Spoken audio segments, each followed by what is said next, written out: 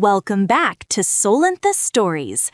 Let's fuel your day with some intense passion and non-stop excitement. Grab your gear, we're moving into the story now. My husband vanished for 6 long days and finally walked back in with a smug grin saying, "You should be thankful I even came home." I looked at him calmly and replied, "You're right, thank you. But this isn't your home anymore." Then I handed him the yellow envelope and watched every trace of color drain from his face. "You should be grateful I even came home." Silas stood in our hallway after 6 days of silence, looking refreshed and radiant, expecting gratitude for returning from the affair I'd already documented. He thought I was still the accommodating wife who'd ignore cologne I didn't buy and lies about conferences that didn't exist. He was wrong. But to understand how catastrophically wrong he was, I need to take you back 3 months to when I still believed in the marriage I thought we had. Back to when I was still Eliza Brennan who made excuses for suspicious behavior and convinced herself that trust meant not asking uncomfortable questions. Back to before I discovered that the foundation of 12 years together had been quietly dissolving while I was too busy maintaining appearances to notice the cracks. Before we continue, I want to thank you for being here and sharing these stories of resilience and strategic strength. If you believe that betrayal deserves accountability and that protecting yourself matters, please consider subscribing. It's free and helps us reach more people who need to hear this. Now let's see how this unfolds. My name is Eliza Brennan, and I'm a marketing consultant in Chicago specializing in brand strategy for mid-sized firms navigating digital transformation. For 7 years I'd been married to Silas Montgomery, an architect at Morrison & Associates, one of the city's respected design firms. Before marriage, we'd dated for 5 years, which meant we'd spent 12 years total building what I'd believed was an unshakable partnership. Long enough to think I knew someone completely. Long enough to be devastatingly wrong. We'd met at a community theater production of Our Town, where I was managing publicity and he was building sets. I remembered watching him work during rehearsals, the careful precision with which he measured lumber and assembled the skeletal structures that would become the play's temporary world. He'd approached me during a break, sawdust still clinging to his shirt, and asked if I wanted coffee. We'd talked for 3 hours at a diner 2 blocks from the theater, sketching dreams and future plans on paper napkins that we'd both saved for months afterward like they were precious artifacts marking the beginning of something significant.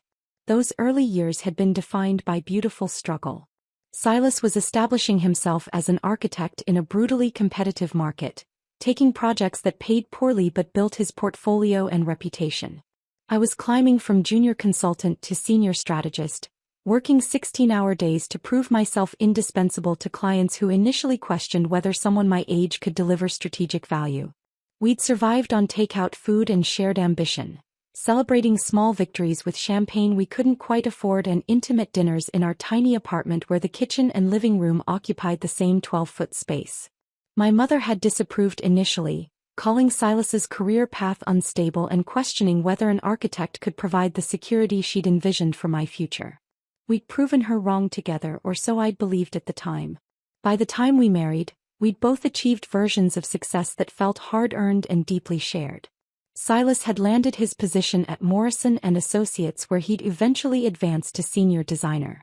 My consulting practice had grown until I was pulling 6-figure contracts and turning down projects because my schedule couldn't accommodate additional clients.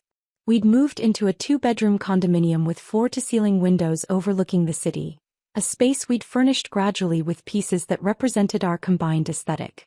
Not luxurious by any means, but comfortable and undeniably ours.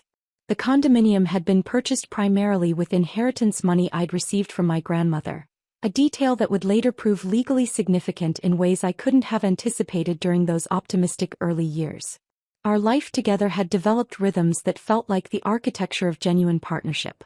Saturday mornings were reserved for the farmers market near Lincoln Park, where Silas would select produce with the same careful attention he applied to building materials while I managed our reusable bags and provided running commentary about overpriced organic kale. Friday nights meant movie nights with takeout from the Thai restaurant on the corner, his choice of film alternating with mine in a democratic system we'd maintained for years. We hosted dinner parties where friends regularly called us the couple that makes marriage look easy, a compliment I'd accepted with pride that now felt like evidence of my own willful blindness. I'd treasured the small intimacies most. The way Silas would read passages from architecture journals aloud while I worked on client presentations at the dining table, sharing interesting design concepts like they were treasures he wanted me to appreciate. Our accumulated inside jokes and references that made us feel like we spoke a private language only we understood. The comfortable silence of two people who didn't require constant conversation to feel connected. Those details had comprised my evidence that our marriage was solid, functional, maybe even enviable to others who struggled with partnership dynamics. The changes had begun approximately 3 months before that devastating doorway confrontation. Subtle at first, easy to rationalize individually, but forming a pattern I'd actively chosen not to recognize as significant until the evidence became impossible to ignore. Silas started waking earlier than usual, his alarm suddenly set for 5:30 instead of the 6:15 he'd maintained for our entire relationship. He'd spend extended periods in the bathroom with the door locked, emerging already dressed and smelling of cologne I absolutely didn't recognize. The scent was expensive, distinctive, nothing remotely similar to the drugstore aftershave he'd worn throughout our years together. When I'd asked about it casually one morning, he'd mentioned something vague about receiving a sample at a client meeting, a detail too minor to challenge directly but notable enough to lodge in my memory. His phone behavior shifted dramatically during this period. The device that used to sit casually on countertops and nightstands became permanently attached to his person, always positioned face down, always within immediate arm's reach. When I'd enter a room where he was texting or scrolling, he'd shift the screen away with movements that were just slightly too quick, just slightly too deliberate to be unconscious. His laptop acquired new password protections seemingly overnight. Websites that used to load automatically now required authentication. Small digital fortifications that individually meant nothing but collectively suggested someone methodically building walls. Financial irregularities began appearing in our joint account statements. Cash withdrawals occurred every Thursday without exception, always exactly $200, amounts carefully calibrated to avoid triggering any fraud alerts but consistent enough to establish an unmistakable pattern once I started paying attention. Charges appeared for restaurants we'd never visited together, always on weeknights when he claimed to be working late on demanding projects. When I'd asked about his extended hours at the office, his explanations grew progressively shorter and noticeably more defensive in tone. "It's a demanding project, Eliza. You understand how deadlines work," he'd say with an edge of irritation that felt designed to discourage further questions. I did understand deadlines intimately. They were central to my own consulting work. But deadlines in my experience didn't typically require new cologne, secretive phone behavior, or regular cash withdrawals that formed suspicious patterns. My best friend Claire had noticed my deterioration before I'd fully admitted the problem to myself. During our monthly coffee meetup at our usual spot near Millennium Park, she'd studied me with the professional assessment of someone who spent her entire career documenting the dissolution of relationships. Claire was a divorce attorney, one of the most successful in Chicago, and someone I'd known since our college years who understood me well enough to recognize when something fundamental had shifted in my life. "You look completely exhausted," she'd said, not as casual observation but as clinical diagnosis that demanded explanation. "What's actually happening with you?" I'd found myself confessing details I hadn't consciously planned to share with anyone. Silas's growing emotional distance. The unexplained schedule changes. The cologne that smelled like expensive secrets. The phone guarding that suggested he was protecting information he didn't want me to access. The mounting sense that I was living with someone who remained physically present but had emotionally relocated to somewhere I wasn't invited to follow. Claire had listened without visible judgment, but I'd seen the recognition flash across her expression, the professional acknowledgement of a behavioral pattern she'd witnessed countless times in her legal practice. "Eliza, I've encountered this exact combination of behaviors at least 1,000 times professionally," she'd said carefully, her tone balanced precisely between personal friendship and professional observation. "I'm not definitively stating that Silas is having an affair, but I need you to understand that what you're describing represents textbook warning signs. Trust your instincts on this. They're usually accurate, and most people actually know the truth long before they're psychologically ready to consciously admit it to themselves." She hadn't pushed further after planting that seed. Claire understood intuitively that I needed to arrive at the conclusion independently rather than having it imposed from external sources.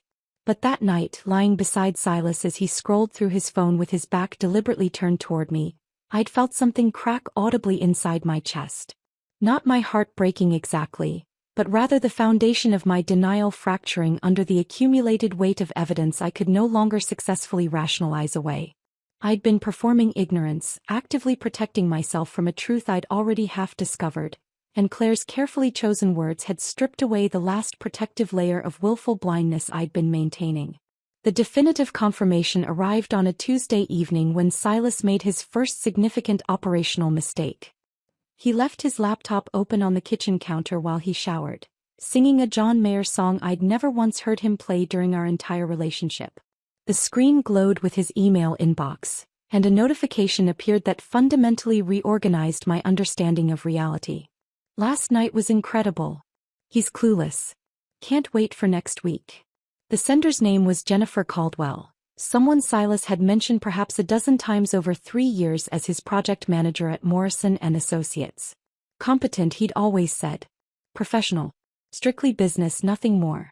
My hands trembled as I read the preview text repeatedly, hoping desperately that I'd somehow misunderstood the plain meaning of the words displayed before me, knowing absolutely that I hadn't.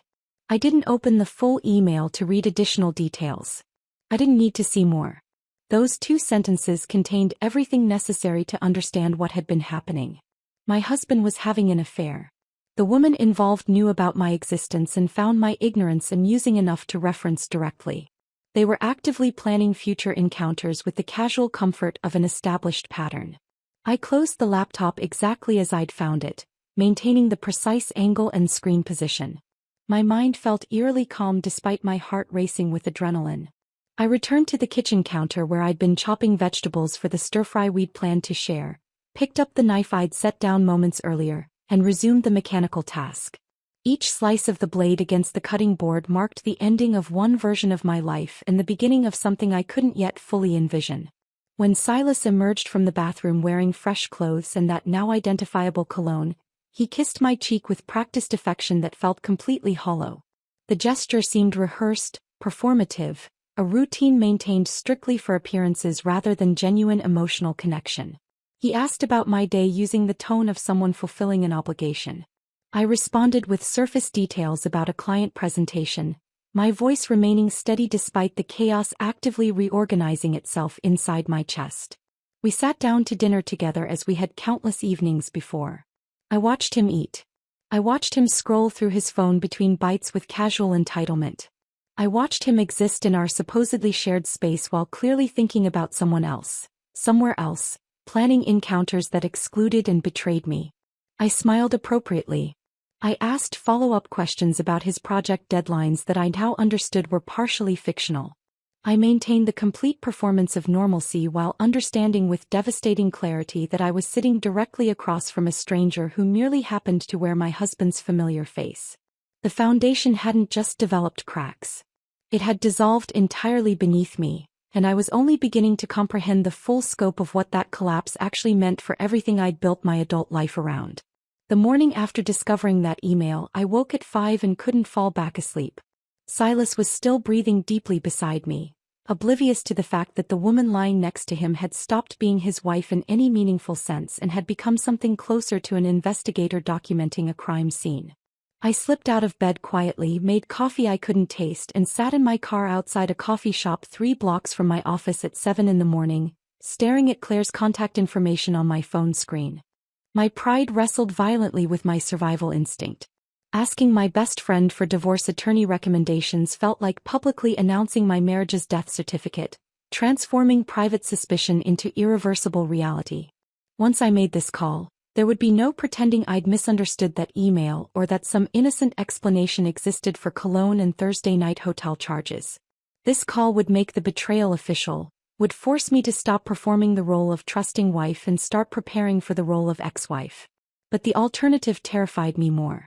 Confronting Silas without preparation, letting raw emotion drive my strategy, felt like walking into battle completely unarmed while my opponent had been planning his campaign for months. I pressed call before I could change my mind.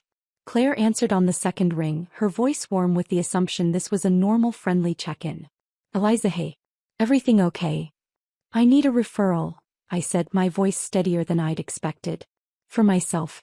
A divorce attorney. The silence on the other end lasted perhaps 3 seconds but felt substantially longer. When Claire spoke again, her tone had shifted entirely from personal friend to seasoned professional who'd heard this exact sentence from desperate women countless times before. Vivian Torres, she said without hesitation, without questions I wasn't ready to answer, without platitudes about marriage counseling or working things out. She's brilliant, absolutely thorough, and she doesn't lose cases. I'll text you her number right now. 20 minutes later, I was scheduling a consultation during a lunch break that Silas would assume I'd spent at my usual Thursday yoga class. The receptionist offered me an appointment for the following week. I asked if anything was available sooner. She found a cancellation for that same afternoon at 2. Vivian Torres's office occupied the 43rd floor of a building overlooking Lake Michigan. All clean lines and floor-to-ceiling windows that made the city look both magnificent and indifferent to individual human suffering. Vivian herself was a sharp-eyed woman in her mid-50s with silver hair cut in a precise bob and a no-nonsense demeanor that somehow made me feel safer despite discussing the collapse of my marriage with a complete stranger. She listened to my story without visible reaction, taking occasional notes on a legal pad while I described the email, the cologne, the Thursday night pattern, the growing distance. When I finished, she set down her pen and leaned forward slightly. Eliza, I'm going to be extremely direct because that's what you need right now. You have exactly 2 options. React emotionally immediately and lose significant leverage, or gather evidence methodically over the next several weeks and control the outcome completely. Which option do you want? The second one, I said without hesitation. Good, Vivian replied. Then we need to talk about documentation, financial protection, and strategic timing. This is going to feel uncomfortable. You're going to feel like you're doing something wrong by investigating your own husband. You're not. You're protecting yourself from someone who's already demonstrated that your well-being isn't his priority. Over the next 3 weeks, I transformed into someone I barely recognized in the mirror. I became a detective in my own marriage, a woman who photographed credit card statements when Silas left them on the kitchen counter, who documented the patterns of his text message behavior, who accessed our family phone plan online to track his location during his supposed late nights at the office. The process felt dirty in ways I hadn't anticipated. I'd spent 12 years building trust with this man, and now I was systematically dismantling that trust from the inside while pretending nothing had changed. But Vivian's words echoed constantly during moments when guilt threatened to derail my resolve. Documentation is protection. You're not violating his privacy. You're gathering evidence of how he violated your partnership. The credit card statements revealed a pattern that made my stomach turn. Silas had been visiting the Lakeside Boutique Hotel every Thursday night for the past 4 months, charging rooms to our joint credit card at $175 per visit. He was literally using our shared money to fund his affair, the financial equivalent of making me pay for my own betrayal. I photographed every statement, highlighted every charge, created a spreadsheet that tracked dates and amounts with color-coded precision. The cash withdrawals formed their own damning pattern. Every Wednesday without fail, Silas withdrew exactly $200 from our joint account at an ATM near his office. The amounts were carefully calibrated to avoid triggering any fraud alerts but consistent enough to clearly fund a parallel life I wasn't supposed to know existed. Dinner receipts appeared for restaurants we'd never visited together. Always on Thursday evenings, always for 2 people, always charged to our joint card before the hotel room. I created a master spreadsheet that would have impressed my most detail-oriented clients. Color-coded rows tracked every lie he'd told about late meetings, every Thursday he'd claimed to work late on demanding projects, every expense that couldn't be explained by legitimate architectural work. Dates, amounts, locations, all meticulously documented. I was building a legal case against the man I'd promised to love forever. And the irony wasn't lost on me that I was applying the same strategic thinking to ending my marriage that I applied to building brands for corporate clients. The hardest part wasn't the investigation itself. The hardest part was maintaining absolute normalcy while conducting it. I cooked dinners and asked about his day. I laughed at his jokes even though they no longer felt funny. I kissed him goodbye in the mornings and welcomed him home in the evenings, all while knowing that every word out of his mouth carried lies I was systematically cataloging for future use. My sister Nina noticed something was wrong during our weekly phone call about 2 weeks into my investigation. Nina lived in Milwaukee, worked as a graphic designer, and possessed exactly zero ability to hide her emotions or moderate her reactions. "You sound completely weird," she said bluntly halfway through our conversation. "What's actually wrong?" I hesitated, knowing that telling Nina would open a door I couldn't close. But the weight of carrying this alone had become unsustainable, and I needed someone in my family to know the truth even if I wasn't ready for broader exposure. The confession poured out in a flood I couldn't control. The email. The cologne. The hotel charges. The evidence I'd been gathering. Nina's response was immediate and entirely predictable. "I'm going to kill him," she said, her voice rising with genuine rage. "I'm literally going to drive to Chicago right now and set his office on fire. Or maybe just his car. Does he still park in that garage on State Street?" "Nina, no," I said firmly, recognizing the dangerous edge in her voice. "You can't do anything. If you confront him or cause any kind of scene, you'll completely ruin my legal strategy." Over the following days, Nina called repeatedly, each conversation escalating in intensity. She wanted to confront Silas directly. She wanted to expose him publicly on social media.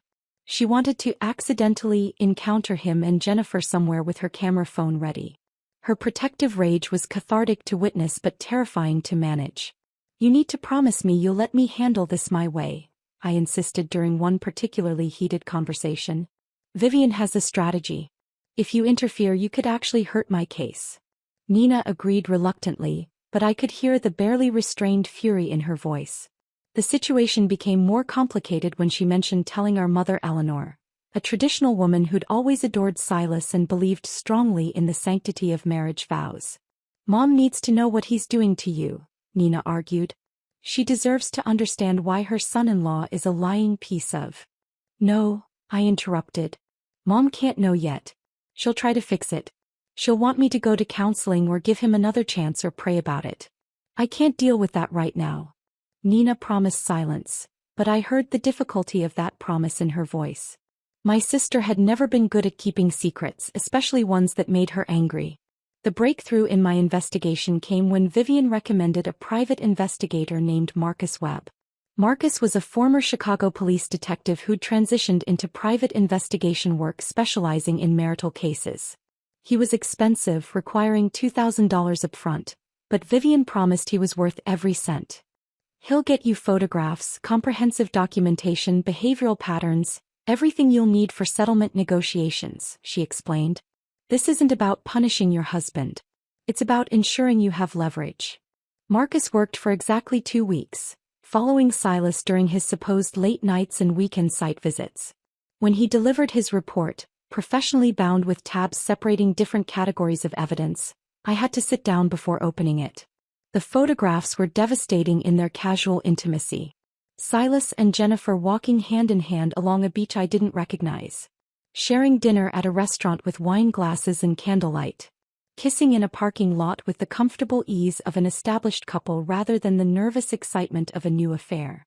Every image was time-stamped and geotagged, creating an irrefutable timeline that matched exactly with the dates Silas had claimed to be working late or visiting project sites. But Marcus's report contained information beyond the affair itself. He discovered that Silas had been renting a lakeside cabin 40 minutes outside Chicago for the past 6 months. The rental agreement was in his name, paid with our joint credit card, a romantic getaway property he'd been using for extended encounters I'd known nothing about. The financial analysis Marcus included hit hardest. He'd calculated that Silas had spent approximately $12,000 of our joint savings on this affair over the past 6 months. Hotel rooms, restaurant dinners, the cabin rental, gifts that Jennifer received while I received nothing. Our shared money funding his betrayal. Marcus looked at me across his desk with an expression that mixed professional detachment with genuine sympathy. "Mrs. Montgomery, your husband isn't just cheating," he said quietly. "He's actively stealing from your shared future to fund it. That matters legally. That changes the calculation significantly." I drove home that evening with Marcus's report in my bag and a clarity I hadn't possessed before. This wasn't just an affair born from temporary dissatisfaction or midlife crisis. This was calculated, sustained, financially significant betrayal. Silas had been building a parallel life while allowing me to subsidize both his legitimate existence and his secret one. That night at dinner, I watched him eat the pasta I'd prepared and felt absolutely nothing. No love, no anger, just cold assessment of someone who'd proven himself unworthy of either emotion. The Friday morning Silas left arrived with deceptive normalcy. He emerged from the bedroom at his usual time, dressed in business casual attire with his small rolling suitcase already packed and waiting by the door. He approached me in the kitchen where I was preparing coffee and kissed my forehead with the same practiced affection he'd displayed for months, a gesture that now felt entirely mechanical. "Conference in Minneapolis this weekend," he announced, his tone carrying the casual confidence of someone who'd rehearsed this lie until it sounded natural. "Probably back Sunday evening, maybe Monday morning at the latest. Big potential client presentation. Can't miss this opportunity." I turned to face him, arranging my expression into what I hoped resembled supportive concern rather than the cold assessment I actually felt. "Good luck with the presentation," I said, forcing warmth into my voice. "I'll miss you." The words tasted like ash in my mouth, bitter and false, but I delivered them with the same performance quality he'd been demonstrating for months. He smiled, squeezed my hand briefly, grabbed his suitcase and walked out the door. Through the kitchen window, I watched his car exit our building's parking garage and disappear into morning traffic. The moment his vehicle was out of sight, I picked up my phone and called Vivian. She answered immediately despite the early hour. "He's gone," I said without preamble. "Told me he's attending a conference in Minneapolis. Back Sunday or Monday." "Verify it," Vivian responded instantly, her tone all business. "Call his office. Confirm whether the conference actually exists." I pulled up the main number for Morrison and Associates, the architectural firm where Silas had worked for the past 5 years. The HR coordinator answered on the third ring with professional cheerfulness. "Hi, this is Eliza Montgomery," I said, manufacturing concerned confusion in my voice. "I'm trying to reach my husband Silas, who's at your Minneapolis conference this weekend, but I've completely forgotten which hotel you're using. Can you help me with that information?" The pause on the other end lasted just long enough to confirm what I already suspected. When the coordinator spoke again, her tone carried genuine confusion rather than professional discretion. "Mrs. Montgomery, I'm sorry, but we don't have any conferences scheduled anywhere this quarter. Our next company event isn't until the spring symposium in March. Are you certain about the location and dates?" I thanked her politely, maintained my composed tone despite the confirmation burning through my chest, and ended the call. Silas hadn't gone to Minneapolis for any legitimate business purpose. He'd gone wherever Jennifer was waiting, probably to that lakeside cabin Marcus had documented, and he'd constructed this elaborate lie with such practiced ease that it was absolutely clear this wasn't his first fictional conference. Sunday arrived and passed with complete silence, broken only by a single text message that appeared on my phone at 9 in the evening. Extended. Don't wait up. No apology for the change in plans. No explanation for why a weekend conference had suddenly expanded into something longer. Just casual dismissal delivered in 6 words that assumed I'd accept whatever narrative he chose to provide. I stared at that message for several minutes, feeling something shift fundamentally inside me. The abandonment I might have felt during earlier stages of our relationship had transformed into something colder and infinitely more dangerous to him. Strategic resolve. Monday morning, I began dismantling our shared life with surgical precision. The locks changed first. I contacted a 24-hour locksmith service and had them install completely new mechanisms on our condominium door by noon.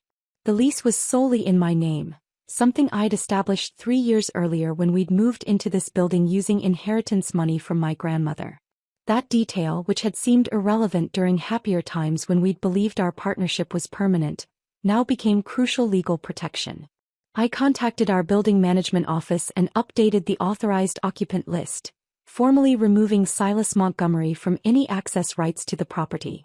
The property manager expressed mild surprise but processed the change without requiring extensive explanation.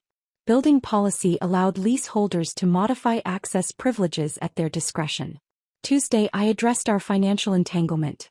I contacted our credit card companies and canceled the cards attached to our joint account, timing the cancellations carefully to ensure any charges Silas might attempt during his absence would be declined. I opened a new checking account at an entirely different financial institution and redirected my consulting income, which had been funding the majority of our joint expenses for the past 2 years. Every transfer was documented meticulously with notes explaining that I was protecting marital assets from further dissipation due to suspected misconduct. Wednesday brought the emotionally complex task of packing his belongings. I moved through our condominium methodically, gathering his clothing from the closet we'd shared, his toiletries from the bathroom, his architecture books from the shelves he'd installed himself 3 years ago. His collection of design journals, his drafting tools, his framed photographs from projects he'd completed, all of it went into boxes I stacked in the guest room with the systematic efficiency of someone cataloging artifacts for permanent storage. Each item I packed carried memories that wanted to surface. The shirt he'd worn on our anniversary trip to Michigan. The watch I'd given him for his birthday 2 years ago. The sketchbook where he'd drawn preliminary concepts for projects while we'd sat together on lazy Sunday mornings. I forced myself to treat these objects as evidence of a life that had already ended rather than remnants of something worth grieving. Emotion was a luxury I couldn't afford during these critical 72 hours. The physical dismantling felt both devastating and strangely empowering. I was actively choosing my response rather than passively accepting whatever narrative Silas would eventually present upon his return.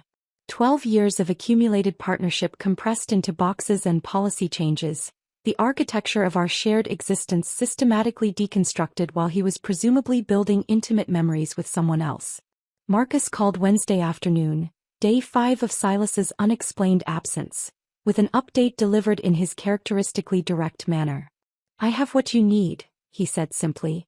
"Can you meet?" We arranged to meet at a coffee shop in a neighborhood far from anywhere I typically frequented, reducing any chance of encountering someone who might recognize me and ask uncomfortable questions I wasn't prepared to answer publicly. Marcus arrived carrying a manila envelope and a USB drive, both of which he placed on the table between us with the solemnity of someone delivering crucial evidence in a criminal investigation. The printed photographs he spread before me showed Silas and Jennifer at what I now recognized as the lakeside cabin from his earlier surveillance reports. These images were different from the previous documentation, more intimate and somehow more damaging in their casual domesticity. They were cooking together in the cabin's small kitchen, Jennifer laughing at something while Silas stood behind her with his arms around her waist.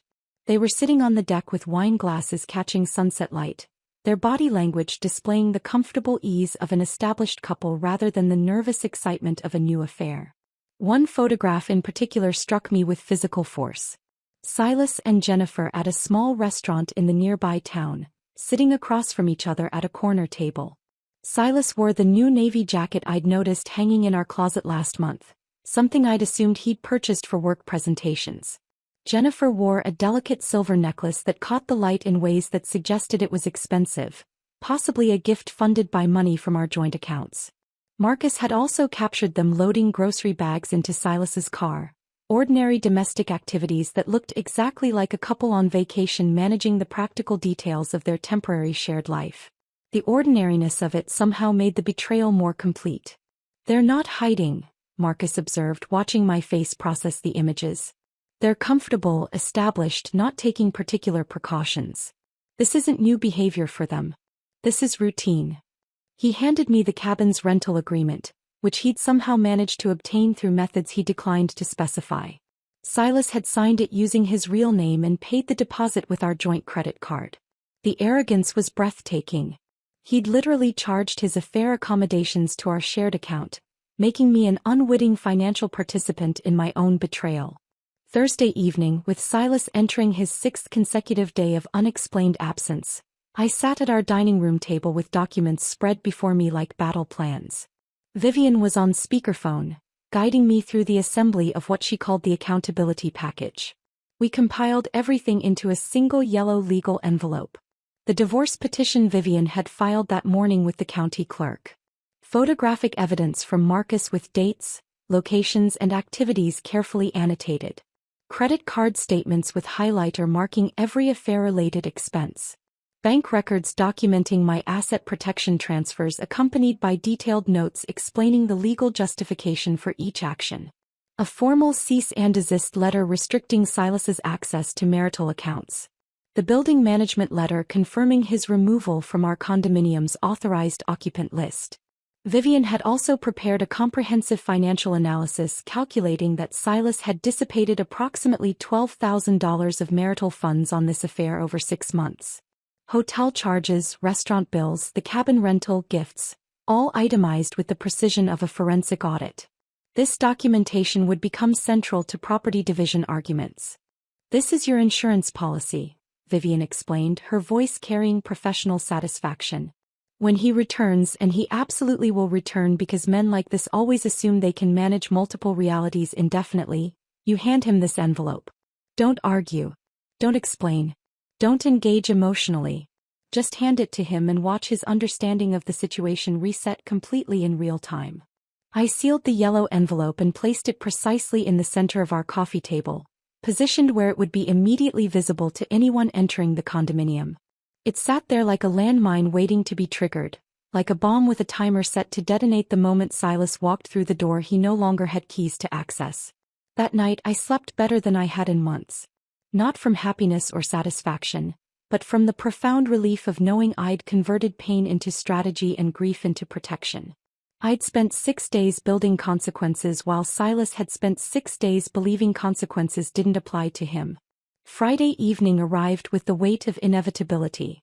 I'd spent the day working from home, attempting to focus on client presentations while my attention kept drifting to the yellow envelope positioned precisely in the center of the coffee table. Around 6 o'clock, I heard the distinctive sound of a key attempting to turn in the lock that no longer recognized it. The metallic scraping continued for several seconds, confusion evident in the increasingly forceful attempts. Then silence. 30 seconds later my phone buzzed with an incoming text message. "I'm outside. Lock isn't working." I stood slowly, picked up the yellow envelope and walked toward the door with measured steps. Through the peephole, I observed Silas standing in the hallway with his small duffel bag, looking nothing like a man who'd just spent 6 days doing something worthy of guilt or shame. His hair was freshly cut, styled differently than usual. He wore a charcoal gray sweater I'd never seen before, paired with jeans that also appeared new. His entire appearance suggested someone returning from a rejuvenating vacation rather than an extended deception. I took a deliberate breath, steadied my hands around the envelope and opened the door. The sight of him standing there, looking so utterly comfortable and untroubled, nearly fractured the composure I'd been carefully constructing for this exact moment. Not because I missed him or felt residual affection, but because the complete absence of guilt on his face confirmed everything I'd come to understand about the person he'd become. Or perhaps had always been beneath the performance I'd mistaken for genuine partnership. His expression registered mild annoyance rather than contrition, as though the malfunctioning lock represented the primary inconvenience of his evening. His eyes met mine with the casual entitlement of someone who'd never seriously considered that actions might generate consequences. Then he spoke the words that would permanently crystallize my understanding of how completely our realities had diverged. "You should be thankful I even came home. Honestly, Eliza, after the week I've had, walking back in here feels like a sacrifice." The audacity momentarily stole my ability to respond. He'd vanished for 6 consecutive days with a fabricated story about a conference that didn't exist. He'd spent that time at a lakeside cabin with his project manager, engaging in the affair I'd been documenting for months. And now he stood in our hallway framing his return as some magnanimous gesture I should receive with gratitude. For a fraction of a second, I felt the deeply ingrained urge to accommodate, to smooth over tension, to prioritize his comfort over my own reality. That impulse had been trained into me through years of partnership where maintaining peace had gradually become more important than maintaining truth. But the weight of the envelope in my hands anchored me to the strategy Vivian and I had constructed. "You're right," I said, keeping my voice level and emotionless. "Thank you for coming home. But this isn't your home anymore." I extended the yellow envelope toward him, holding it in the space between us like a physical border marking territory he no longer had permission to cross. "Your early severance package. Everything you need to know is inside." Silas took the envelope with the confidence of someone who still fundamentally believed he controlled the narrative of our relationship. He tore it open without particular care, the same casual dismissiveness he might apply to opening routine mail, and began scanning the first page. I watched his face transform in real time, a masterclass in the physical manifestation of dawning comprehension. Confusion appeared first as his eyes moved across the legal language of the divorce petition Vivian had filed. Then comprehension as he turned to the second page and encountered the first of Marcus's photographs showing him and Jennifer at the lakeside cabin. Disbelief flickered across his features as he continued flipping through pages that documented his affair with timestamps, geotagged locations and financial records. His hands began trembling visibly around page 4, which contained credit card statements with highlighted charges for hotel rooms, restaurant dinners and the cabin rental. By the time he reached page 7, Vivian's comprehensive financial analysis calculating the $12,000 he'd dissipated on his affair, all color had drained from his face. "What is this?" The question emerged as barely more than a whisper, his voice cracking midway through. "You can't just, this isn't legal. You can't lock me out of my own home." I leaned against the doorframe, maintaining the careful composure I'd practiced mentally for weeks. "Actually, this condominium is in my name exclusively. The lease I signed, the mortgage I'm currently assuming to buy out the building's equity, the security deposit I paid using my inheritance. All mine. You've been living here as my guest for the past 3 years, though I'll admit that legal distinction felt irrelevant when we were actually functioning as married partners. Past tense, as you'll note from the documentation." I watched him process this information, observed the precise moment when he realized I'd been strategizing comprehensively while he'd been focused exclusively on managing his affair logistics and assuming I'd remain conveniently oblivious. He attempted denial first, a predictable initial defense mechanism. "This evidence is circumstantial. Those photographs could be explained as work-related or..." "Page 5, I interrupted calmly, not allowing him to construct alternative narratives. "Timestamps, geotagged locations, credit card receipts creating an irrefutable timeline." Marcus was extremely thorough. "The cabin rental agreement is also included, signed in your name, charged to our joint account." His denial crumbled quickly, replaced by the equally predictable blame strategy. "You've been emotionally cold and distant for months, Eliza. Constantly prioritizing your consulting work over our relationship. Jennifer just understood me in ways you apparently stopped trying to. She actually listened when I talked about my projects instead of treating my career like background noise to your own ambitions." I let him complete the entire accusation without interruption, recognizing it as the standard script of someone attempting to redistribute responsibility for choices they'd made unilaterally. When he finally fell silent, I responded with the clarity I'd developed over weeks of processing his betrayal. "You chose to pursue an affair instead of initiating an honest conversation about relationship dissatisfaction. You chose to construct elaborate lies instead of leaving with integrity. You chose to spend $12,000 of our shared money funding that affair while allowing me to subsidize our legitimate household expenses. Every single choice in that sequence was entirely yours. My only choice was determining how to respond to your choices, and I chose documentation over devastation and strategy over suffering." Silas looked down at the papers again, then back up at me, searching desperately for the version of me who used to accommodate his moods, who used to pursue him for closure when he withdrew emotionally, who used to absorb his dissatisfaction and work to fix problems he'd never clearly articulated. That woman no longer existed in any form he could access or manipulate. "Where am I supposed to go?" he asked, his voice now stripped of the earlier arrogance, reduced to something smaller and more uncertain. "That's an excellent question you should have considered before spending a week at a lakeside cabin with Jennifer, charging the entire romantic getaway to our joint credit card," I replied evenly. "Your belongings are packed systematically in the guest room. You have exactly 1 hour to collect them before building security enforces the occupancy restrictions outlined in the management letter included in your documentation package." He attempted one final appeal, reaching for our shared history as though it could function as leverage against the present reality. "We were together for 12 years, Eliza. That has to mean something. You can't just erase 12 years. I felt something twist uncomfortably in my chest, not from nostalgia or residual affection, but from recognizing his attempt to weaponize our history against me, to use the foundation we'd built as an argument for why I should tolerate its destruction. "It meant everything," I said quietly, holding his gaze. "Past tense. You systematically converted those 12 years into a cautionary tale about taking partnership for granted. Congratulations on that particular transformation." I stepped back and began closing the door. Silas immediately placed his hand against it, Not with aggression but with the desperate energy of someone watching their reality restructure in ways they couldn't control or negotiate. Please. Can we just talk about this like adults? Have an actual conversation instead of this cold legal approach. I met his eyes one final time, observing the fear and confusion there, feeling absolutely nothing beyond a distant clinical interest in his psychological state.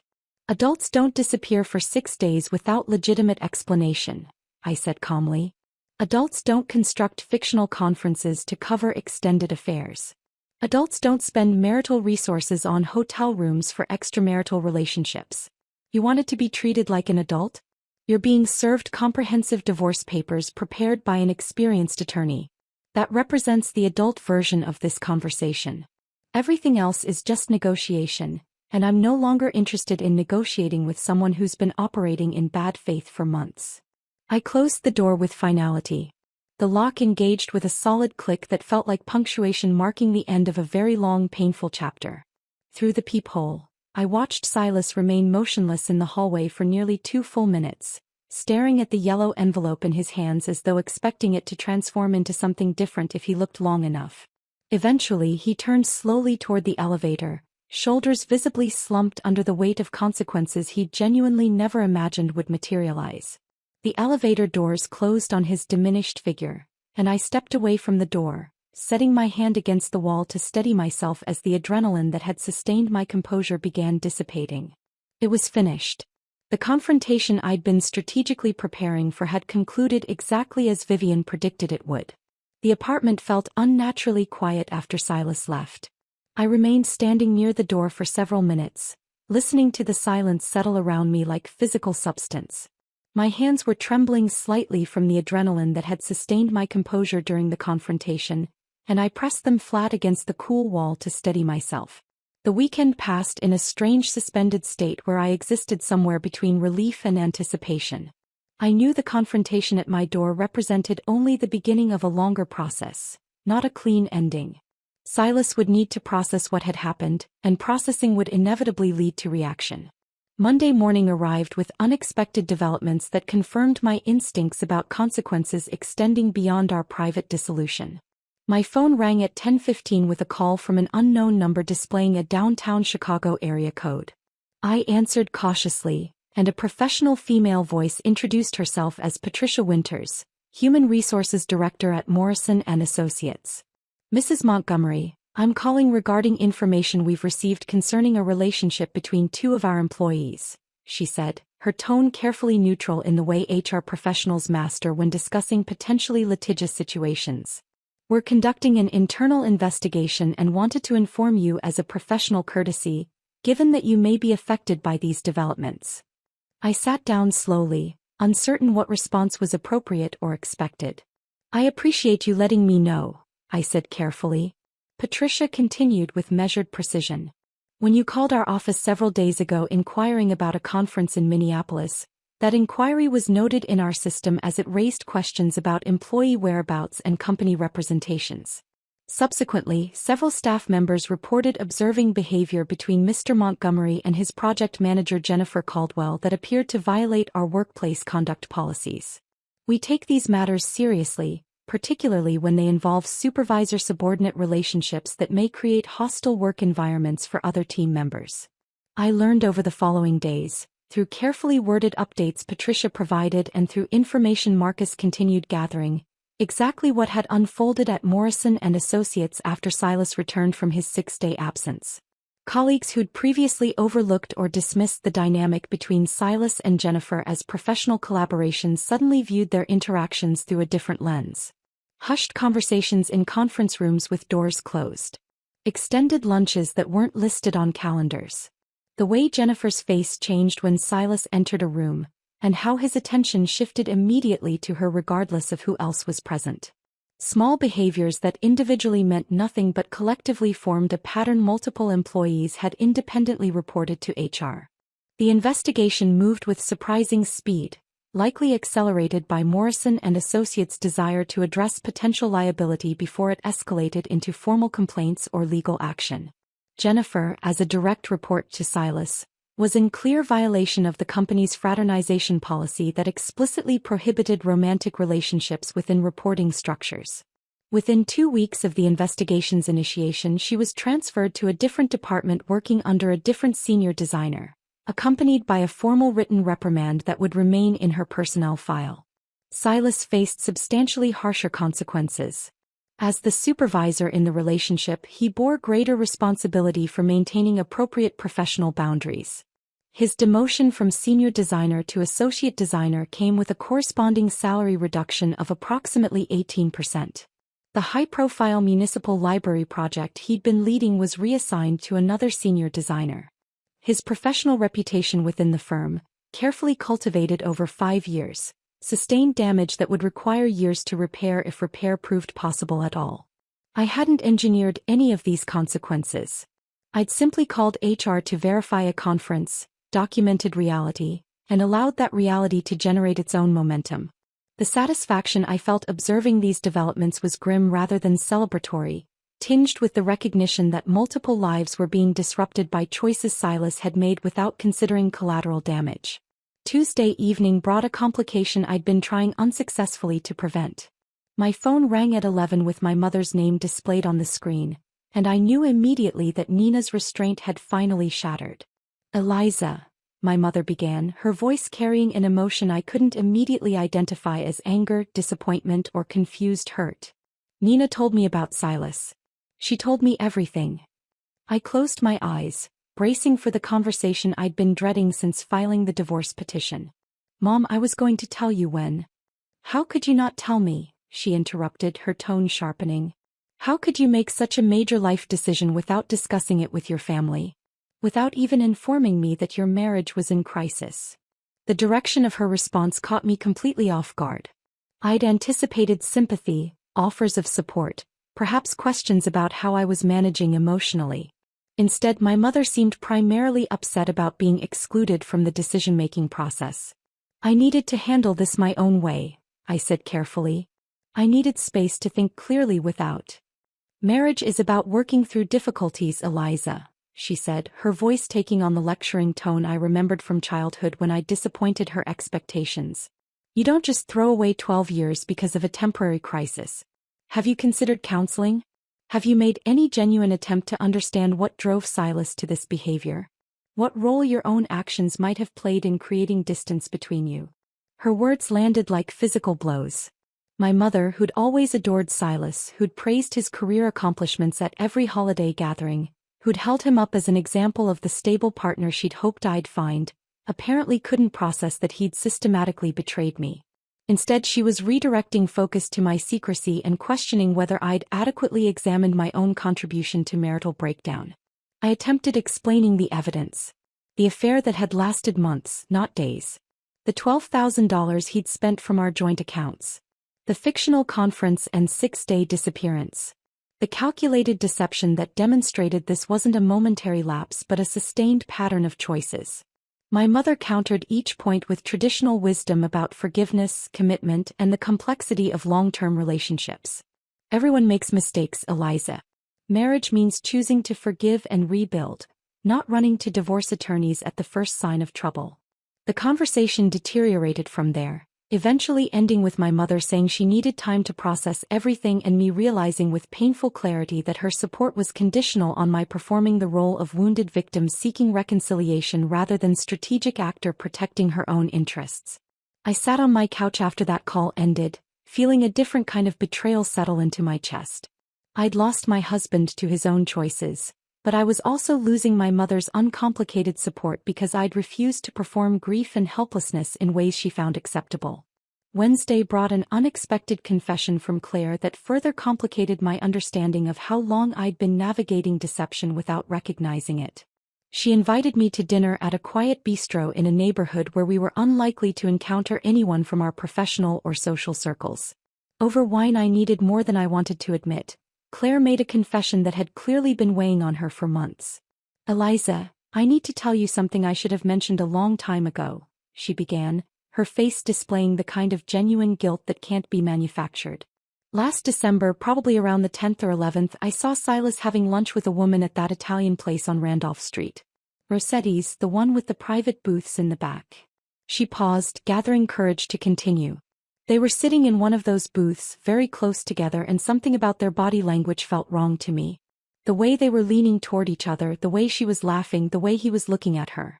I convinced myself I was misreading the situation, that I shouldn't plant suspicion in your marriage without concrete proof, that maybe she was just a colleague and they were discussing work in a comfortable way. Claire met my eyes with visible distress. When you called me asking for a divorce attorney referral, everything clicked into place immediately. I'd witnessed the affair in its early stages and said absolutely nothing. I convinced myself I was protecting you from potentially unfounded suspicion, but really I was just avoiding an uncomfortable conversation. I didn't know how to process this information. Part of me felt betrayed by her months of silence. Part of me understood the impossible position she'd occupied, trapped between potentially destroying my trust in my marriage based on ambiguous observation and potentially allowing me to continue investing in a relationship that was already compromised. I'm not angry, I said slowly, working through my reactions as I spoke. You were in an impossible situation. If you'd been wrong, I would have resented the suspicion. Since you were right, I resent the silence. There wasn't a good option available to you. Claire reached across the table, gripping my hand. I'm so sorry. I should have trusted you to handle difficult information. I should have trusted your strength instead of trying to protect you from potential pain. The conversation shifted something in our friendship, introducing new complexity but also deeper honesty. We talked for hours about the impossible ethics of friendship, about when loyalty means speaking uncomfortable truths, about how Claire's professional exposure to failing marriages had made her perhaps too cautious about intervening in mine. Thursday brought information from Marcus that I found grimly satisfying in ways that probably said unflattering things about my emotional state. He called mid-afternoon with an update I hadn't specifically requested but that Vivian had authorized him to continue gathering. Thought you should know your husband's romantic situation is deteriorating rapidly, Marcus said without preamble. Jennifer Caldwell is actively distancing herself from him. She's declining his calls, avoiding him at work beyond what's professionally required, and I observed her at a wine bar last night with a different man who appeared to be more than casual company. He continued in his characteristically dry tone.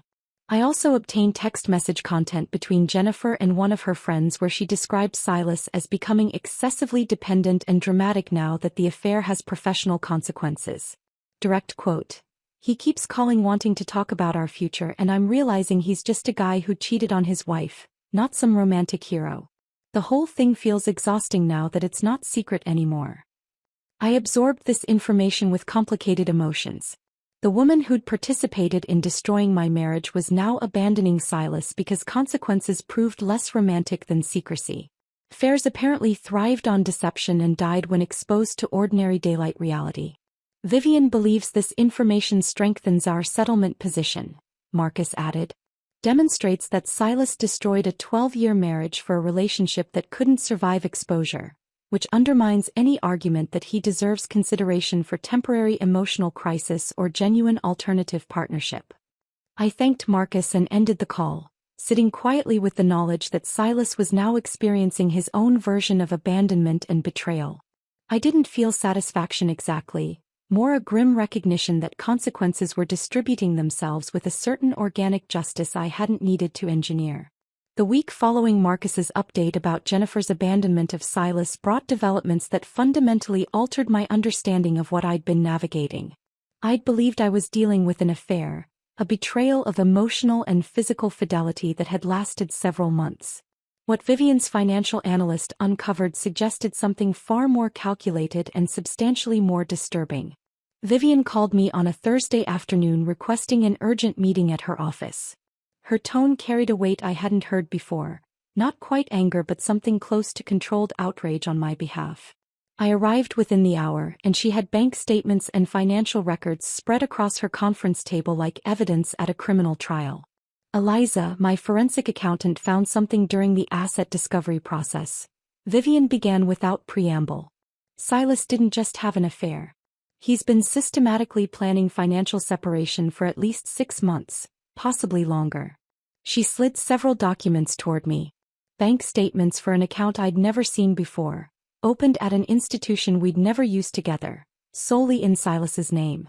The account had been established in early March, approximately 7 months before his 6-day disappearance.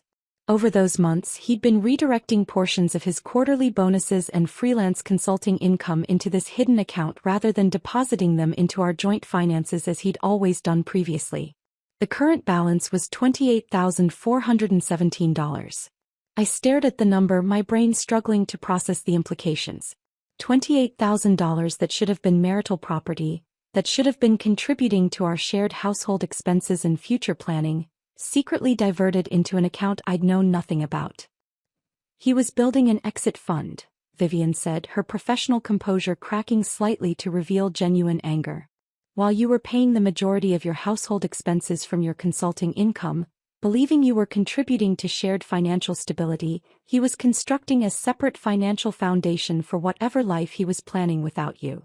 She pulled out additional documentation showing our household expense patterns over the same period. My consulting income had covered our mortgage, utilities, groceries, and most discretionary spending. Silas's base salary had ostensibly been contributing to joint savings and shared expenses, but the forensic analysis revealed that his actual contributions had decreased substantially starting in March while his income had remained constant. The difference had been flowing into the hidden account. This isn't impulsive infidelity, Vivian continued. This is calculated financial planning for abandonment. The affair with Jennifer wasn't a crisis or temporary breakdown.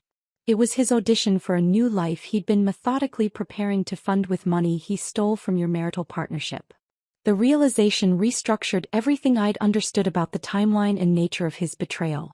The lakeside cabin, the expensive restaurant dinners, the gifts Jennifer had received, all of it had been funded by money he'd diverted from our shared future while allowing me to subsidize his daily existence. He hadn't just been unfaithful. He'd been systematically robbing our partnership to finance his escape from it. I drove home from Vivian's office in a state of cold fury that felt qualitatively different from anything I'd experienced during the previous weeks. Betrayal of fidelity was devastating. Betrayal of trust was profoundly painful. But this level of calculated financial deception felt like a different category of violation entirely. The following day brought information from Marcus that added another dimension to my understanding of who Silas actually was beneath the performance I'd mistaken for authentic partnership. He called mid-morning with a tone that suggested he was delivering information he knew would be difficult to receive. I interviewed several of Silas's former colleagues as part of the background investigation for your settlement proceedings, Marcus began. One of them, a woman named Rebecca Hartley who left Morrison and Associates about 3 years ago, mentioned something that seemed significant enough to follow up on. He paused briefly before continuing. When I asked about Silas's professional reputation and character, Rebecca asked if this investigation was about his pattern of workplace relationships. Her exact words were, "I know Jennifer isn't the first because he tried the same approach with me during my first year at the firm." Marcus explained that he'd conducted a follow-up interview with Rebecca, who described Silas making persistent advances during her initial months at Morrison and Associates when she'd been a junior designer and he'd been a mid-level architect.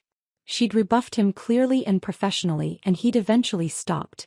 But the experience had made her uncomfortable enough that it had contributed to her decision to leave the firm for a position elsewhere. Rebecca had also mentioned rumors about another situation involving an intern named Michelle approximately 2 years before Jennifer, though that relationship had been more speculation among staff than confirmed fact. The timeline would have placed it during a period when Silas and I were still married, still supposedly committed to our partnership. I can't definitively prove the situation with Michelle, Marcus said carefully, but Rebecca's direct experience combined with the rumors suggests Jennifer represents a pattern of behavior rather than an isolated incident or one-time mistake. I sat with this information for hours after ending the call, feeling the past rewrite itself yet again. How many of Silas's late nights at the office had actually been work? How many demanding projects had been cover stories for relationships that simply hadn't progressed as far as his involvement with Jennifer? How many times had I accepted his explanations about overtime and client meetings while he was actually pursuing or conducting affairs with colleagues? The pattern suggested that Jennifer wasn't the woman who'd tempted my faithful husband into uncharacteristic behavior. She was simply the most recent woman who'd said yes to advances Silas had apparently been making throughout our marriage whenever opportunity and receptiveness aligned. Vivian incorporated this information into our settlement strategy, using it to demonstrate systematic deception rather than a singular lapse in judgment that might warrant leniency or consideration of mitigating circumstances. The narrative shifted from husband who made a mistake during a difficult period to husband who maintained a pattern of infidelity and deception throughout the marriage. Sunday afternoon brought an unexpected and painful conversation with Nina that added yet another layer to my understanding of how extensively Silas had manipulated the people around him to insulate his deceptions. We met for coffee at a place near her apartment in Milwaukee, and she seemed agitated in ways that suggested she'd been carrying something difficult for some time. "I need to tell you something that's been making me feel sick since you told me about the affair," Nina said once we'd settled into a quiet corner booth. "Last Thanksgiving, do you remember when you were helping Mom in the kitchen for like an hour before dinner?" I nodded, uncertain where this was leading. "Silas and I ended up alone on the porch during that time," Nina continued, her voice tight with emotion. "I'd been noticing that he seemed different, distracted, and that you seemed stressed in ways you weren't talking about. So I said something to him. I told him I'd noticed he seemed distant from you lately, and that if he was having doubts about the marriage or going through something difficult, he needed to address it honestly with you rather than letting problems build." She paused, her hands gripping her coffee cup with visible tension. "He looked me directly in the eye, Eliza, with this completely sincere expression and said, 'Nina, I love your sister. You're just seeing work stress, not distance from her. Everything between us is fine. I appreciate you caring enough to check, but I promise you there's nothing to worry about.'" Nina's voice cracked slightly as she continued. "He lied to me so convincingly while he was actively cheating on you that I actually felt guilty afterward for suspecting there might be problems. He manipulated me into being his character witness, into reassuring myself that their marriage was solid, and I completely believed him." Her revelation explained the intensity of Nina's rage when I'd first told her about discovering the affair. Her anger hadn't just been protective fury on my behalf. It had been partially about her own sense of complicity, about having been weaponized against her own instincts and used to validate a false narrative. "That's why I wanted to confront him so badly," Nina said.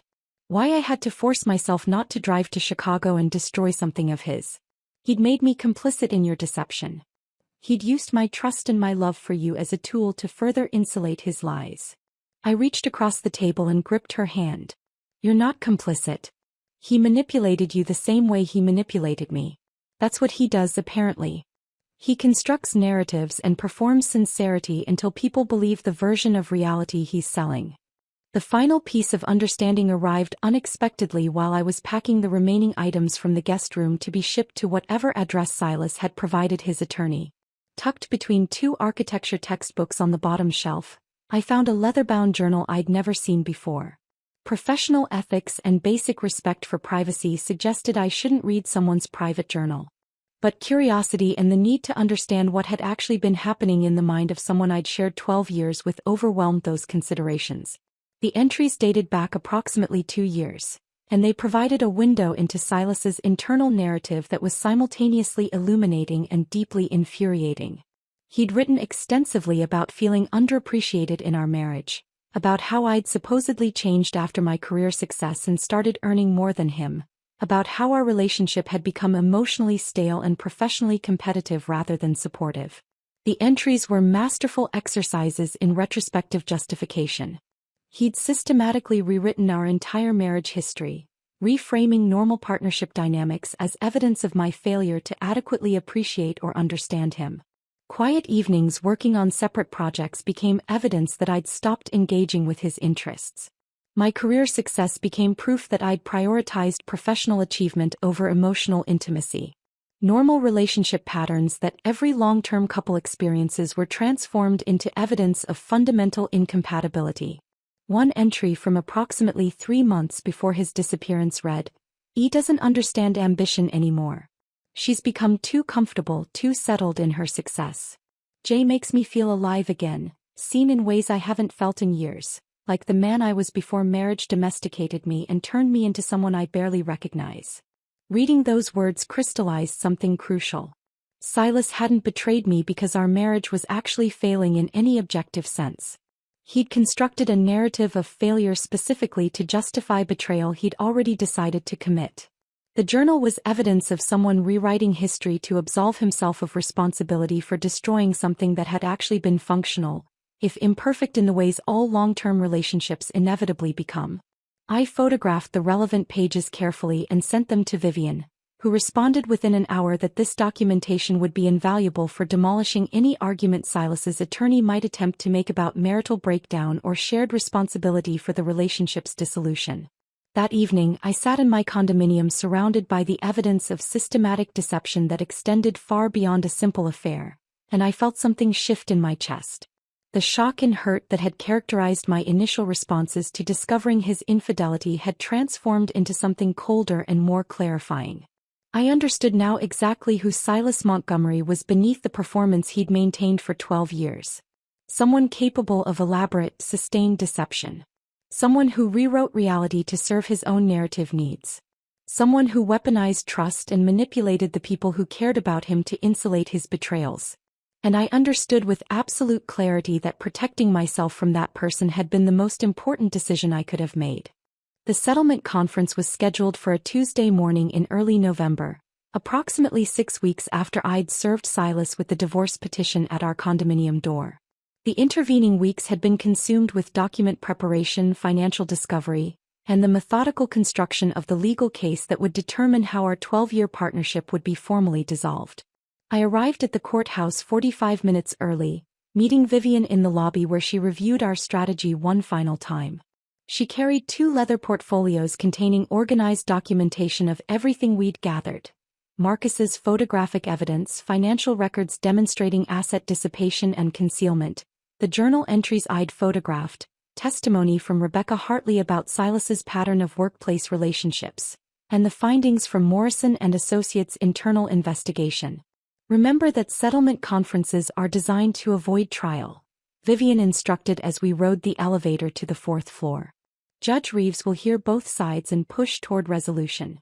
Your job is to remain composed regardless of what Silas or his attorney say. Let me handle all substantive responses. The conference room was aggressively institutional. Fluorescent lighting, gray carpet, a rectangular table surrounded by office chairs that had seen better decades. Judge Reeves, a woman in her early 60s with silver hair and an expression suggesting she'd presided over countless variations of this same painful scenario, arrived precisely at 9 and introduced herself with professional efficiency.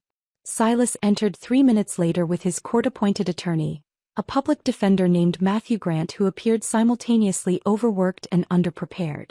Silas looked substantially different than he had 6 weeks earlier at our doorway confrontation. Thinner, with shadows under his eyes that spoke to poor sleep and considerable stress. His suit hung slightly loose, suggesting weight loss he hadn't intended. When his eyes briefly met mine before he sat down across the table, I saw something that might have been shame or perhaps just exhausted resignation. Judge Reeves began by establishing ground rules and explaining the settlement conference process. Then she invited Vivian to present our position. Vivian's presentation was clinical and devastatingly thorough. She walked through the timeline of Silas's affair, supported by Marcus's photographic documentation showing him and Jennifer at the lakeside cabin, at restaurants, engaging in domestic activities that demonstrated an established relationship rather than isolated encounters. She presented the credit card statements demonstrating $12,000 in affair-related expenditures charged to our joint account. She introduced evidence of the hidden savings account containing $28,000 that Silas had systematically diverted from marital assets while allowing me to shoulder the majority of household expenses. She detailed the findings from Morrison and Associates' internal investigation, which had resulted in Silas's demotion and Jennifer's transfer due to violation of workplace conduct policies. She referenced Rebecca Hartley's testimony suggesting a pattern of inappropriate workplace relationships extending beyond Jennifer. She presented excerpts from Silas's journal demonstrating that he'd been constructing justifications for betrayal rather than responding to actual marital failure. Matthew Grant attempted to interrupt several times, trying to argue that Illinois was a no-fault divorce state where marital misconduct shouldn't influence property division. Judge Reeves cut him off with the weary patience of someone who'd heard this argument too many times to count. Counselor, while Illinois doesn't recognize fault as grounds for dissolution itself, Asset dissipation due to marital misconduct absolutely influences equitable distribution, she said firmly. Your client spent $12,000 of marital funds directly on an extramarital affair and concealed $28,000 in a separate account he established specifically to prepare for leaving the marriage. These are not neutral factors that the court can ignore when determining fair division of assets. Watching Silas sit across that conference table while his deceptions were catalogued publicly in official legal proceedings generated a complex emotional response I hadn't fully anticipated. Not satisfaction exactly, though there was an element of grim vindication in seeing his choices documented and acknowledged. More a sense of finality, of watching consequences crystallize into official record that would permanently define how our partnership had ended. Silas kept his eyes fixed on the table throughout most of Vivian's presentation, occasionally glancing at documents Matthew Grant slid toward him but never once meeting my gaze directly. His shoulders carried tension that spoke to acute discomfort with having his private betrayals examined in this sterile public forum. Judge Reeves called a 15-minute recess after Vivian concluded her presentation. I stepped into the hallway outside the conference room, needing distance from the claustrophobic space where my marriage was being systematically dismantled into financial calculations and legal terminology. Silas emerged from the conference room perhaps 2 minutes later. His attorney remained inside, likely reviewing documents or preparing whatever weak counterarguments might be available given the comprehensive evidence Vivian had presented. Silas approached me slowly, stopping approximately 6 feet away with visible hesitation. "Eliza, please," he said, his voice carrying a desperation I'd never heard from him during our 12 years together. "This has gone too far. We can still fix this situation. I made serious mistakes, I acknowledge that completely, but what you're doing now, destroying my career, taking everything, this feels vindictive rather than proportional." I looked at this man I'd loved and trusted and built a life with, and felt nothing beyond distant clinical observation. The emotional connection that had once defined my understanding of who I was in relation to him had been completely severed by the accumulated weight of his deceptions. "Vindictive would be public exposure beyond legal proceedings, Silas," I replied evenly. "Vindictive would be sending Marcus's photographs to every architect in Chicago. Vindictive would be contacting Jennifer's family to explain exactly how their daughter spent her weekends. What I'm actually doing is protecting assets you systematically attempted to steal and ensuring you bear appropriate financial consequences for choices you made freely and repeatedly over an extended period." He shifted approaches, his eyes developing a glossy quality that suggested either genuine emotion or performed distress. "Don't you remember who we were together? Don't those 12 years mean anything to you anymore?" I stepped slightly closer, lowering my voice so our conversation wouldn't carry to others in the hallway. "They meant everything to me until you decided they meant nothing. You don't get to retroactively weaponize our shared history after you spent 6 months systematically planning your exit and 6 days celebrating it at a lakeside cabin with your project manager."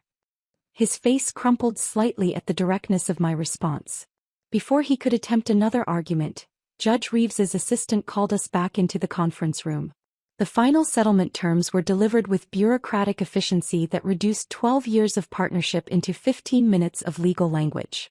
I retained full ownership of the condominium and the mortgage I'd been paying, with Silas receiving no equity share because Judge Reeves determined his marital misconduct had dissipated equivalent value. I received 68% of our remaining joint savings, calculated by taking the current balance, adding back the $12,000 he'd spent on affair-related expenses and the $28,000 he'd concealed in the hidden account, then dividing proportionally while accounting for my substantially larger financial contributions over the previous 3 years. Silas retained his personal belongings, his vehicle, and his retirement accounts minus a portion allocated to me representing the years when I'd financially supported his career during periods of income instability. Judge Reeves determined that no spousal maintenance was appropriate in either direction given that we'd both been self-sufficient professionals earning comparable incomes throughout most of the marriage. The entire dissolution of our legal partnership was articulated and formalized in less time than it typically took us to choose a restaurant for dinner. Matthew Grant offered Silas quiet reassurances that this represented the best possible outcome given the circumstances, which I recognized as legal euphemism meaning he'd had absolutely no leverage to negotiate better terms. I signed the settlement agreement with steady hands, each signature functioning as punctuation marking the definitive end of a very long, increasingly painful chapter. Silas signed with hands that trembled visibly, his attorney guiding him through each required signature line with patient instruction. Standing on the courthouse steps afterward, autumn wind cutting through my coat, I felt something shift in my chest. Not happiness or triumph, but a lifting of weight I'd been carrying for months. Vivian stood beside me, professional satisfaction evident in her expression. "You executed this perfectly," she said, and I understood she was offering professional assessment rather than personal comfort. "You documented comprehensively, protected yourself financially, and refused to let emotion compromise strategy. That's precisely why the settlement favored you so decisively." I watched Silas emerge from the courthouse entrance 20 feet away, Matthew Grant speaking to him in tones too low to hear while Silas stared at nothing in particular. He looked smaller somehow, physically diminished by the official acknowledgement of his choices and their consequences. For a brief moment our eyes met across the distance. I saw him searching my face for something, perhaps regret or residual feeling or some opening he might exploit to attempt reconciliation or renegotiation. I offered him nothing beyond neutral acknowledgement of his presence. Then I simply turned away, walking toward the parking structure where my car waited, moving deliberately toward the life I'd been methodically rebuilding while he'd been occupied destroying the previous version. Vivian accompanied me to my car, and before I opened the door she said something I would remember during the difficult weeks that followed. "Revenge isn't about making someone hurt proportionally to how much they hurt you," she said quietly. "It's about making certain you don't hurt anymore. You just accomplished exactly that." I drove away from the courthouse understanding that while the legal dissolution was complete, the emotional processing would continue for some time. But the foundation was established. I'd protected myself when protection was needed, responded to chaos with strategy rather than hysteria, and ensured that consequences landed where they legitimately belonged.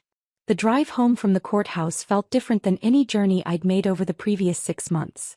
The legal dissolution was complete, formalized through signatures and judicial approval that transformed 12 years of partnership into a historical fact rather than a present reality.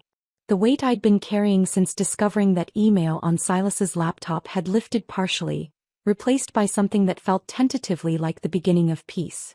The condominium I returned to that evening still carried traces of our shared life despite the changes I'd implemented during his 6-day absence.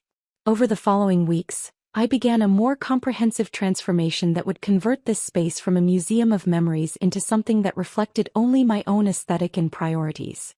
The repainting started the first weekend after the settlement conference. I'd hired painters initially, receiving quotes that seemed reasonable until I considered the therapeutic value of doing the physical work myself.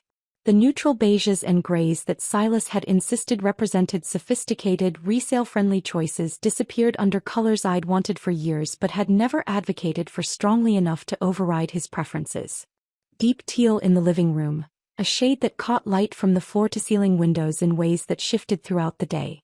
Warm terracotta in the bedroom, creating an atmosphere that felt restful rather than sterile.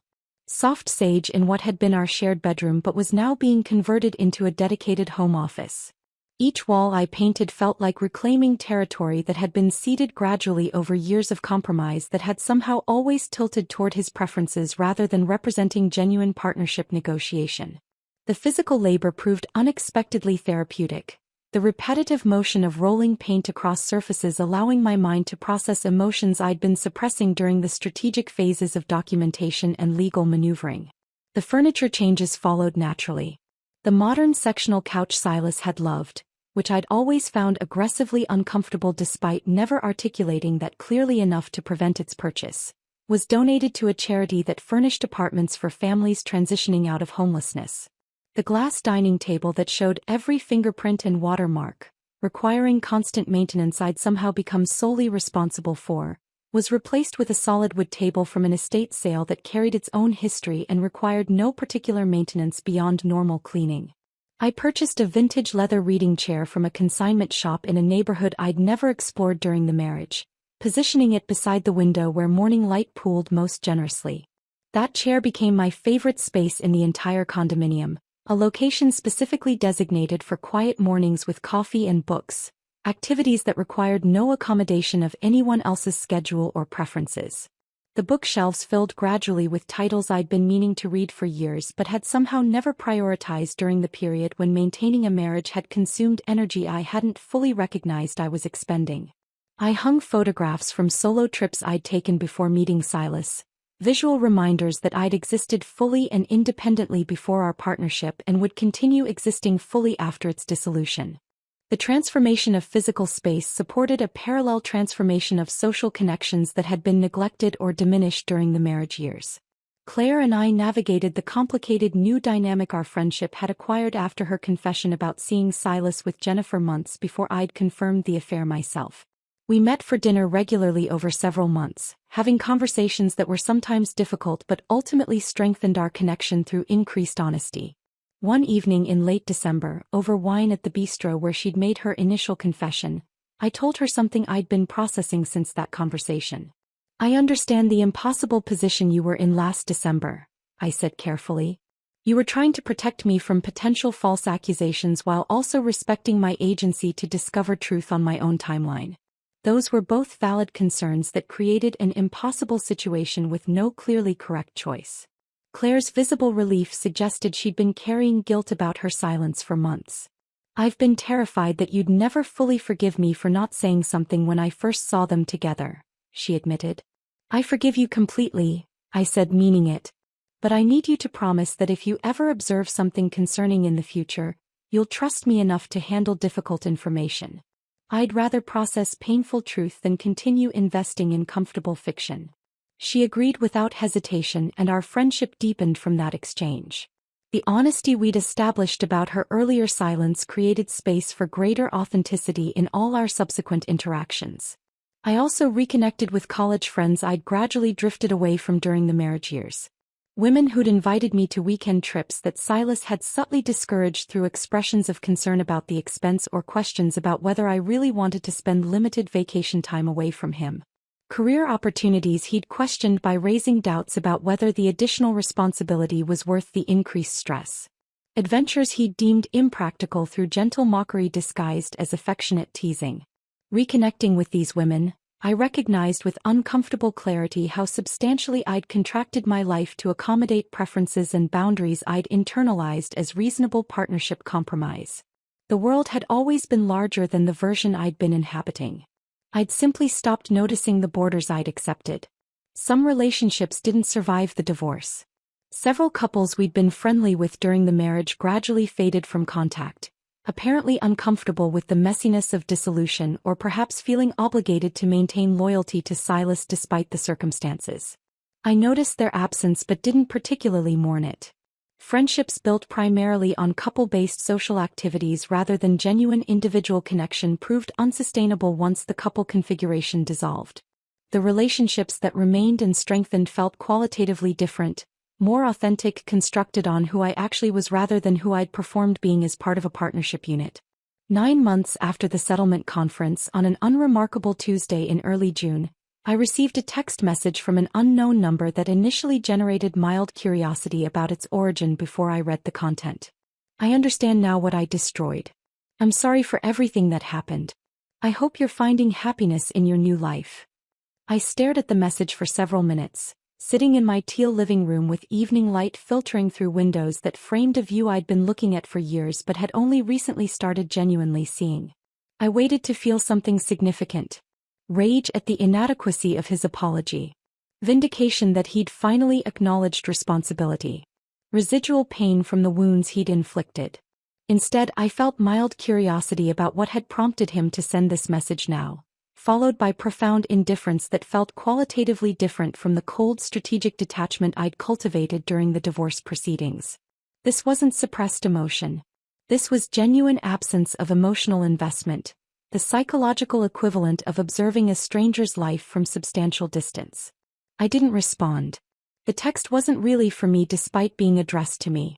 It was for him, an attempt to alleviate guilt by performing contrition and seeking absolution I had no interest in providing. I deleted the message and blocked the number, actions motivated not by anger but by simple recognition that Silas Montgomery had become someone I used to know, a character in a story I'd finished writing and had no intention of reopening. That evening, I met Claire for dinner at our usual spot and mentioned the text during our conversation. "How do you feel about it?" she asked with the careful attention of someone who'd learned to recognize significant emotional moments. I considered the question honestly before responding. "Nothing," I said, recognizing the truth as I articulated it. "I feel nothing about him specifically and everything about my life as it exists now. That's how I know I've actually healed rather than just performing healing."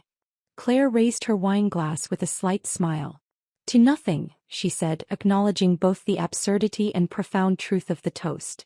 We both laughed, and the conversation moved naturally to other topics that comprised our current lives rather than dwelling on the past that had been processed sufficiently to no longer demand constant attention.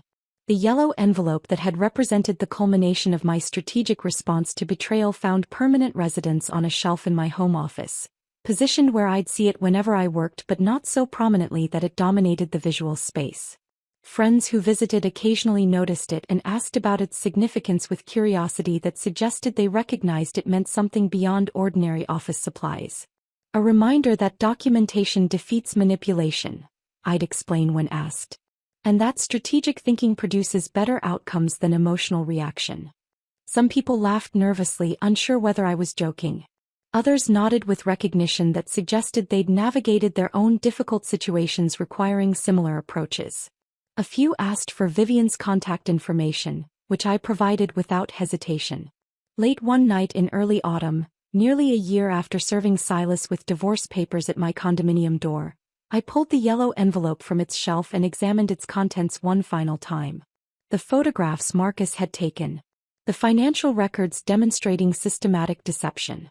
The legal documents that had formalized the dissolution.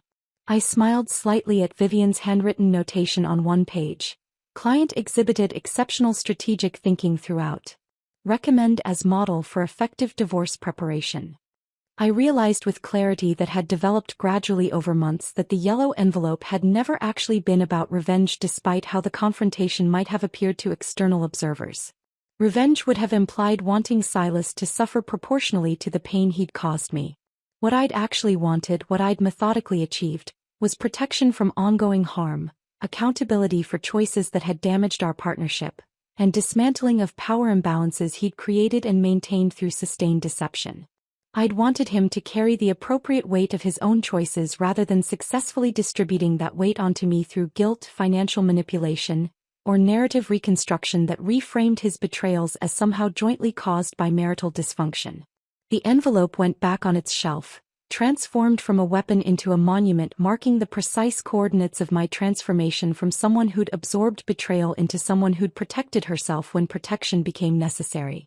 That night, I went to bed in a condominium that belonged entirely to me legally, financially, and emotionally. The silence that filled the space didn't feel empty or lonely. It felt complete, the natural atmosphere of a life reconstructed according to specifications I'd developed independently rather than through negotiated compromise with someone whose preferences had somehow always carried disproportionate weight. I'd learned something essential through the process of discovering betrayal and strategically responding to it. Peace doesn't emerge from revenge that balances suffering. Peace doesn't come from reconciliation that papers over fundamental violations of trust.